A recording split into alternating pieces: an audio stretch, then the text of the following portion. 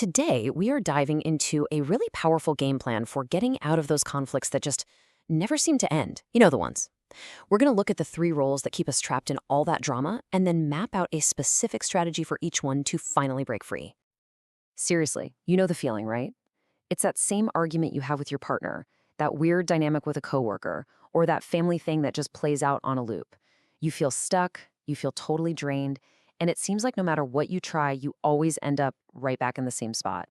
Well, it turns out there's usually a hidden system running in the background. It's a psychological model called the drama triangle. And honestly, it perfectly explains why these conflicts are so incredibly hard to escape. It's all built on three distinct but totally codependent roles that we slip into without even thinking about it. And here's the secret sauce that holds the entire thing together. Everyone in the triangle, it doesn't matter which role you're in, is operating under one secret agreement. The problem is always out there. It's their fault, it's the situation's fault, it's literally anything except our own responsibility. And that right there, that's the core belief that locks us all in. Okay, so let's get into it. First, we're going to get to know the players in this game. Then, we'll break down a specific game plan for each role to really transform. And finally, we'll pinpoint the one single step you can take to start changing things. So look, if you want to escape a trap, you've got to understand how it works first, right? That means we need to identify the roles, figure out their hidden payoffs, and see the ultimate price they pay for playing. So let's meet the players. First up, we have the victim. The victim's whole world feels powerless, like things are always happening to me. And the short-term payoff? Oh, it's pretty powerful. You get a ton of sympathy, you get attention, and this is the big one, you get to avoid taking any real scary action. But the long-term price is just devastating. A life where you're totally dependent and just stuck. You never get to see how powerful you really are. Next is the rescuer. Now, this role is fueled by a deep, deep need to be needed. The payoff is that you feel important. You feel this sense of self-worth because you're solving everyone else's problems. The catch? You're not actually helping them. You're just enabling the victim's helplessness. And the price you pay is massive burnout, total exhaustion, all while keeping the people you care about from ever learning to stand on their own 2 feet. And finally, we have the persecutor. This role handles anxiety by blaming, criticizing, and trying to control everybody else. The payoff is this feeling of being righteous, of being completely justified. If everyone would just listen to me, everything would be fine. But all that anger is really just a cover for their own insecurity, and the price is incredibly high. Isolation, constant arguments, and basically destroying any chance at real connection.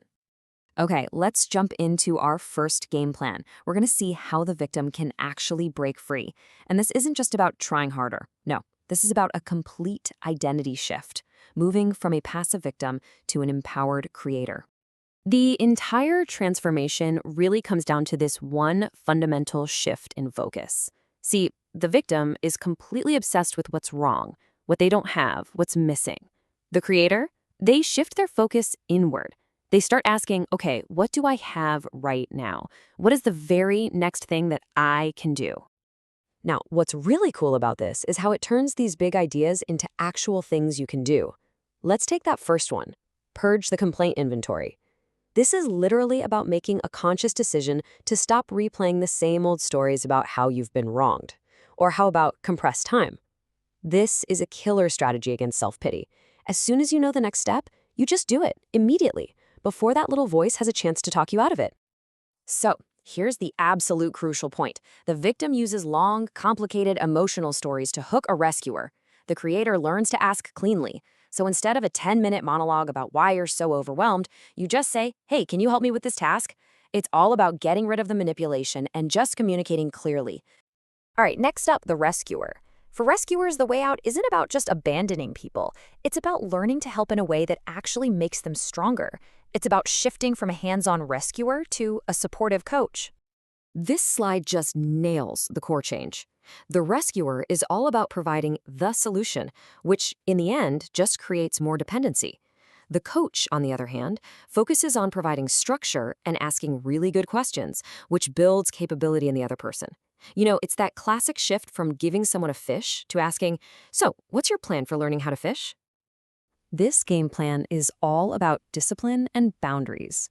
That very first strategy, identify unsolicited intervention, is the rescuer's silver bullet. And check out practice non-attachment to outcome. This one is huge. It means you offer your help and then you let go. Their success or their failure is not a reflection of your worth. It's theirs. Look, if you take away nothing else from this section, please remember this question. This is the circuit breaker for the rescuer's compulsion to jump in. Just pausing to ask this one simple question before you act will stop like 90% of enabling behavior dead in its tracks. And finally, let's talk about the persecutor. Their journey is all about taking that critical, blaming energy and transforming it into a force for healthy accountability and really clear boundaries. They move from being a persecutor to being a challenger. This is such a profound shift from pointing the finger at everyone else to actually owning your own stuff. The persecutor says, "You made me feel angry." The challenger learns to say, "When this happens, I feel angry." See the difference? It's not about what someone else did wrong anymore. It's about communicating your own experience and the boundaries you need. The persecutor's whole game plan is about self-control. That first one, purge unsolicited criticism, means breaking that compulsive habit of correcting everything and everyone you see. And that last one, apologize immediately, is so incredibly powerful. It changes the goal from proving you were right to repairing the connection instantly after you mess up. This right here is the tactical move that changes the entire game. You statements just sound like accusations. They put people on the defensive and they escalate things. But I statements? They're just expressions of your reality. Nobody can argue with how you feel, and it opens the door for actually solving the problem instead of just having a fight. So, we've mapped out the triangle, we've explored all the roles, and we've laid out 3 really clear game plans to escape. It's a lot, I know, but breaking the cycle really starts with one single, conscious choice that you can make right now. And this is the heart of it all.